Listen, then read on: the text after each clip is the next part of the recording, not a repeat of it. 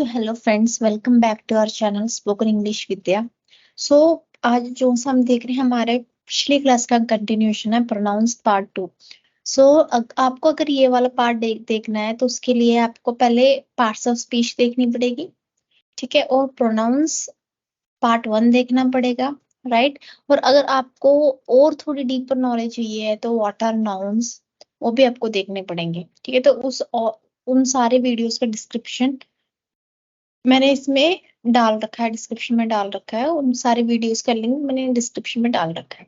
So please go through those videos to gain more better understanding, ठीक है. पर pronounce part 2 देखने से पहले आपको पार्ट्स ऑफ स्पीच और प्रोनाउंस पार्ट 1 तो पक्का ही देखना पड़ेगा, ठीक है.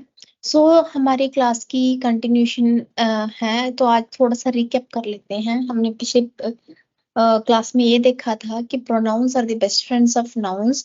प्रोनाउंस वहां पे यूज होते हैं जहां पे हम नाउन को दोबारा दोबारा रिपीट ना करवा सकें. So there only we are using pronouns, ठीक है. अगर हम प्रोनाउंस ना यूज करें तो सेंटेंस कैसे दिखते हैं वो उसके एग्जांपल्स मेरी प्रीवियस वीडियो में है, ठीक है. और अगर हम प्रोनाउंस यूज करते हैं तो सेंटेंस कितना अच्छा बन जाता है उसका भी एग्जांपल है प्रीवियस वीडियो में. सो प्लीज गो थ्रू दैट, ठीक है. First person, second person, third person, ये सारी चीजें भी मैंने उसमें आपको अच्छे से समझा रखी हैं, ठीक है. सो आज वाली वीडियो में हम ये देखते हैं कि हम कहाँ कहाँ पे मिस्टेक करते हैं स्पोकन इंग्लिश में, राइट. स्पोकन इंग्लिश में बाय यूजिंग प्रोनाउंस, ठीक है.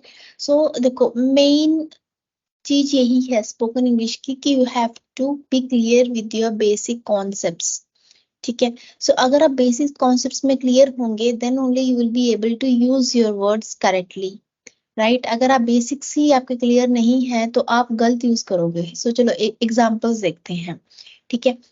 We do not use me as a subject, ठीक है. और सब्जेक्ट और ऑब्जेक्ट को मुझे आई थिंक दोबारा दोबारा आपको आई मीन समझाने की जरूरत नहीं है.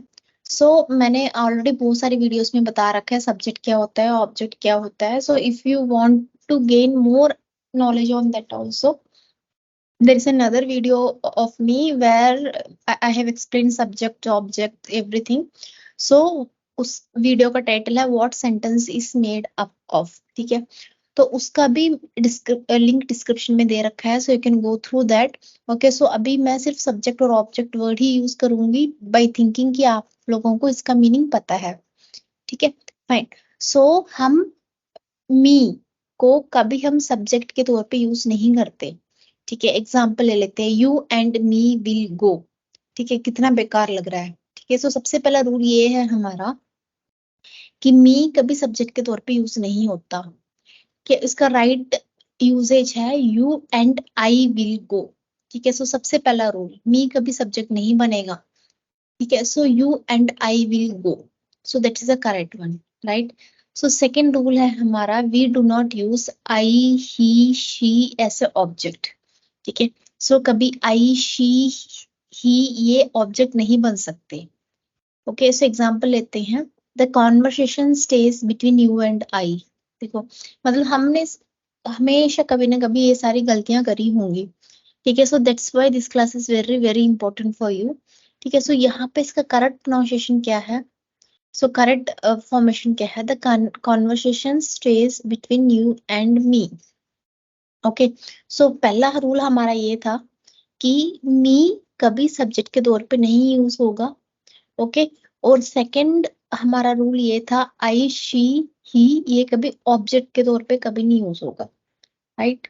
सो this are all the two main important rules which you have to keep in mind, right. So अगर आप ये चीज इंप्लीमेंट करनी शुरू कर दोगे, राइट, सो जो उनसे आप एरर्स परफॉर्म करते हो जब आप बात कर रहे हो किसी से, ठीक है, तो वो सारी चीजें रेक्टिफाई हो जाएंगी. ओके, अब आते हैं सेकेंड वन, थर्ड वन पे. Whenever we use I with another subject, I always comes in the end, ठीक है. अगर आप यहाँ पे देखोगे, ठीक है, कि जब हम I को यूज करते हैं किसी और सब्जेक्ट के साथ तो उस केस में क्या होना चाहिए, I always comes in the end, ठीक है. सो यहाँ पे आप देख रहे हो I यूज हो रहा है ब्रेयान के साथ. ब्रेयान भी एक अनदर सब्जेक्ट है इस सेंटेंस का, ठीक है, तो I and brain will dance गलत है, तो इस में क्या आएगा, I will always come at the end, so यहाँ पे आएगा brain and I will dance, so this is the correct formation. ठीक है, और अनदर एग्जांपल देखते हैं, I Ram and Geeta will study. नहीं, मैंने कैसे कहा था कि ये आई हमेशा लास्ट में आएगा, ठीक है, when it is coming with other subject, so in that case क्या होगा, Ram Geeta and I will study, so this is the correct formation. Fine, okay. अब हमारे जो से मिस्टेक्स हैं, मी माई सेल्फ, इन चीजों के लेके, सो उसके एग्जांपल्स देखते हैं। वी डू नॉट यूज एबो words as subject, okay. So ये जो से सेल्फ वाले वर्ड्स है ना, सेल्फ वाले वर्ड्स है ना, ये कभी सब्जेक्ट, ऐसे सब्जेक्ट नहीं यूज होते। ठीक, एग्जाम्पल कहते हैं माई सेल्फ शीला। बहुत लोग ये गलती करते हैं, बहुत लोग ये गलती करते हैं, जब आप किसी को अपने आप को इंट्रोड्यूस करवाते हो ना, आप कहते हो माई सेल्फ शीला, ठीक है, myself Deepika, so that's the very wrong usage of the pronouns. ठीक है, so it's like I am Sheela, hey, I am Deepika. Okay, so that's the main, right? Okay, so next, Rakesh and myself will attend the meeting. So इस sentence में राकेश और myself subject है, ठीक है, so myself भी ऐसे subject नहीं use होता, so Rakesh and I will attend the meeting. Okay, fine. So next, we do not use above words when we describe things people usually do for themselves, such as bath, shave और brush, okay, ठीक है।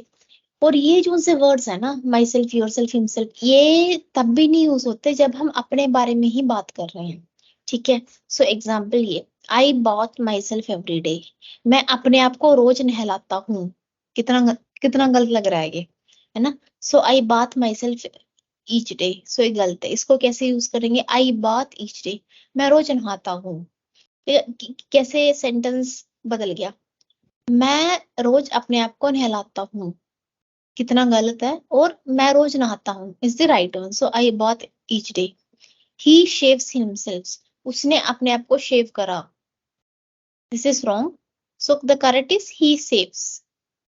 Next, दे brush themselves, उन्होंने अपने आप को brush करा, सो वो भी गलत है, so that is they brush. So अब आप को ये समझ आ गया होगा कि ये जो से वर्ड्स हैं, ये कभी अपने आप को रिप्रेजेंट करने के लिए नहीं यूज होते, राइट, ओके। अब और एग्जांपल्स ले लेते हैं, ठीक है। सो अब जो से प्रोनाउंस हैं, ठीक है, ये कैसे कैसे यूज होते हैं सब्जेक्ट्स, ऐसे सिंगुलर सब्जेक्ट, ठीक है। एग्जांपल यहाँ पे मैंने बुक का एग्जांपल ले रखा है, so I read a book, you read a book, he reads a book, she reads a book, it was good, ठीक है। सो ये ऐसे सिंगुलर सब्जेक्ट, ठीक है। सो ऐसे प्लूरल सब्जेक्ट, ठीक है, यू हमेशा प्लूरल को ऐसे प्लूरल भी होते हैं और ऐसे ही सिंगुलर भी होता है। You read the book, they read the book, they read a book, you read a book, right. So ये भी प्रोनाउन है, ये भी प्रोनाउन है, I you he she it, ये भी प्रोनाउंस है। सो ये ऊपर वाले हैं ऐसे सिंगुलर सब्जेक्ट, और एक ये है ऐसे plural subject, because they is a plural and here you is also a plural, but here you is a singular. Okay, so you will be used as a singular also and you will be used as a plural also. Fine. So अब आते हैं next one. As a singular object. So pronouns can be used as a object also as a singular object. So object, as I told you earlier, the object is the word on which the action is going to be get performed. Okay. So no, Nora scolded you. यहाँ पे you is an object which is an pronoun. Nora scolded him. Nora scolded her. Nora gave it. Okay, so यहाँ पे you, him, her, it, ये सारे objects हैं, right, fine. अब आते हैं ऐसे plural object, Nora scolded you, so यहाँ पे यू हम प्लूरल को रिप्रेजेंट कर रहे हैं, so Nora scolded them, so them is a plural object, so them ये क्या है हमारा, so you and them are the pronouns which are used as a plural object, right. So I hope you got some idea कि pronouns कैसे कैसे कहाँ कहाँ पे यूज होते हैं और क्या क्या गलत तरीका है यूज करने का और क्या सही तरीका है ठीक है, सो अभी प्रोनाउंस का चैप्टर खत्म नहीं हुआ है, so there are lots of videos to come. Okay, so once you watch all these videos, so I can say you will be the king in the pronouns, and your English will be improved in very good manner. Okay, see, learning English is not a simple thing, या फिर हम ये भी नहीं कह सकते कि बहुत डिफिकल्ट है. It's not that like. Okay, so ये जस्ट एक सेट ऑफ रूल्स हैं जो हमें फॉलो करने पड़ते हैं, ठीक है, to make a sentence correctly. Okay, so this is what I am teaching you now. Okay, so you have to be very careful during these all sessions. Okay, so to gain the knowledge, and please watch the old videos as well, whatever I have uploaded. So all those links I will be giving in the chat, sorry, given in the description. And if you have any questions related to anything, अगर कोई भी questions हो आपका किसी भी related English में किसी, so आप comment section में डाल सकते हो, and I am always there to answer it. अगर आपको चाहिए, आपको ये है कि मैं किस topic पे आपको knowledge चाहिए, so that also I'll be able to cover it. Just but please mention it in the comment section, so let's make it interactive, so that will be the very good option. और मुझे भी ये होगा कि आप लोगों को समझ आ रहा है नहीं आ रहा. And the last but not the least, if you like this video, so please keep and subscribe to our channel and keep watching Spoken English with them. So yeah, thank you all.